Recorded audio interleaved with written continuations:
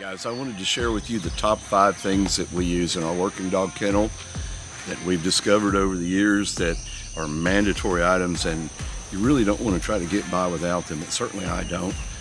All of these things will come into play in your journey with working dogs or with dogs in general, but certainly with sporting and working dogs that who wind up with injuries more than what we would rather them have. But so when they do, we have to be prepared.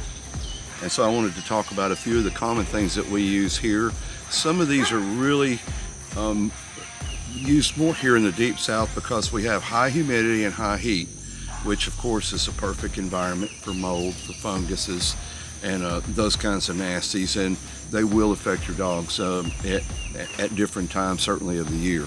So some of these items we use specifically to control those types of funguses and other outbreaks of skin issues that are common in this part of the country. And so if you're in a high humid, high heat area, certainly take a look at these products. If you're not using them with your dogs, then certainly consider them, because they all, we have found for years, work very, very well.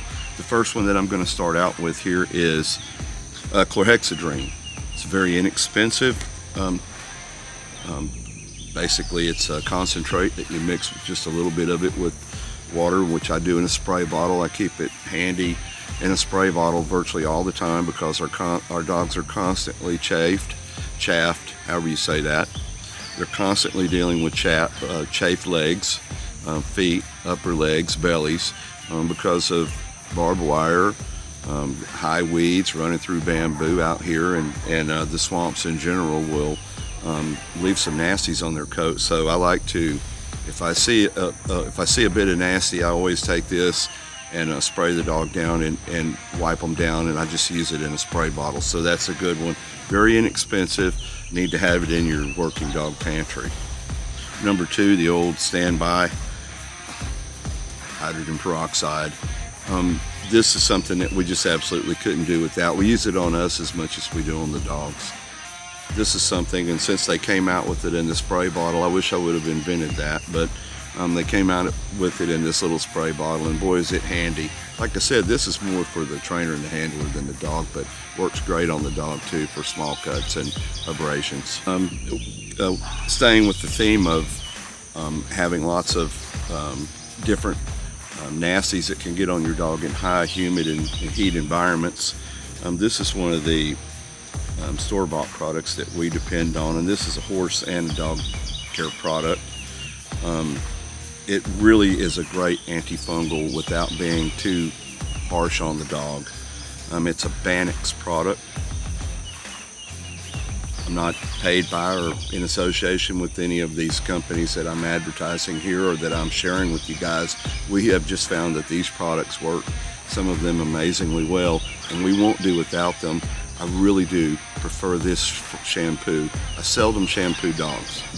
I like to maintain their natural coat with their natural oils, and I try not to shampoo them, but when we do have issues and I've determined that we have some crusties going on, we all know about those, I get after it with this Banix shampoo. When it starts to really get serious, we have skin issues, this is the number 1. My vet turned me on to this product about 25 years ago. I've used it ever since. Donna and I won't be caught without a tube of this in our working dog medicine cabinet, and it works great on humans as well.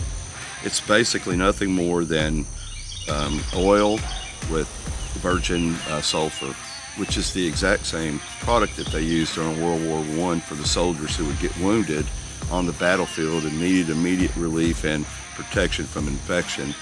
They would open a little canister they had that had basically this product in it, and they would put it into the wound to prevent infection.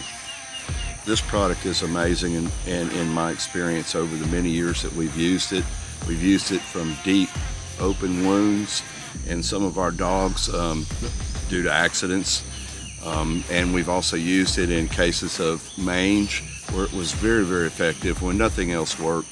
And the beauty of it is it's really harmless, and it's a wonderful product.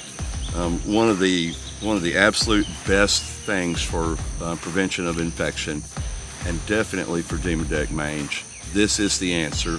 Just slather the dog down with it. You have the, I don't like the odor of sulfur, but hey, that virgin sulfur that's in this product is really, really healing. I suggest this. Put it in your toolbox if you have nothing else. Then we have the old standby iodine. Again, this is a product that we use on us as much as we do with the dogs, because when we're dealing with these high drive dogs, we get lots of scratches, lots of nips and accidental bites, and abrasions and so on and so forth. So always have one of these close by. And if the dog happens to get a puncture in his foot, or some other type of abrasion or a cut, this will slather a little of this on it, like mom did when you were a kid, and it'll prevent infection and it'll allow the dog to heal much faster. I hope you guys will consider these products, and if you don't use them, I think that for sure you'll find them to be very, very useful and very helpful, especially in those emergency situations when you're in a bind and you need some help. So I'll be back again. I'll share with you another 5 outstanding things that we use here in the kennel that will help anybody in the dog game. Thank you, and I'll see you again soon.